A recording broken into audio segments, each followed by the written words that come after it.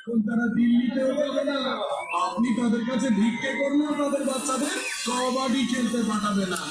পাওয়ার কথা তো ভুলেই যান।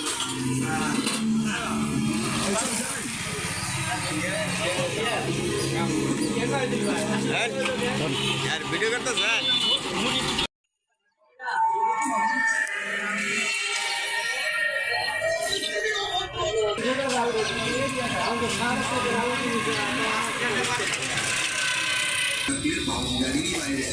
আমি মজা করার জন্য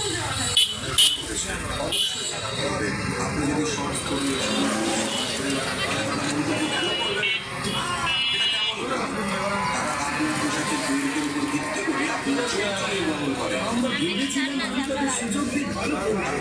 মনে করেন যে তারা সম্পৃক্ত হবে।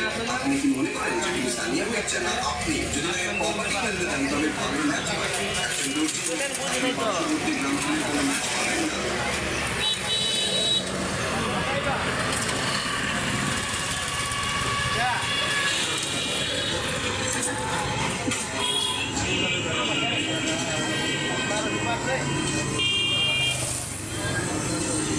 মিস্টার সেটানি কি হয়েছে?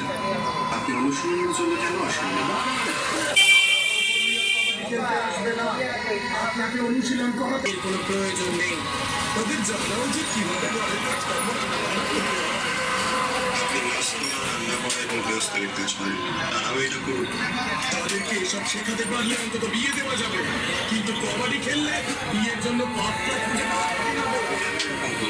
আপনি জেলার টুর্নামেন্টের জন্য তারা প্রতিপক্ষ করেছেন, তার জন্য যা পোশাক পরেছে সেই পোশাক দেখে আমায় তার হবু শ্বশুর বাড়ি থেকে ফোন করে প্রত্যাখ্যান করলো, বললো মেলায় নাচাতে। আমাদের পোশাক সিদ্ধান্ত নেয় না আমরা কি, এটা নির্ভর করে আমরা কিভাবে জীবনযাপন করি। আমি সেই পরিবর্তন আনতে চাই। আমাদের পরিবর্তন করার চেষ্টা তৈরি করতে এটি আমার মাস্টার প্ল্যান।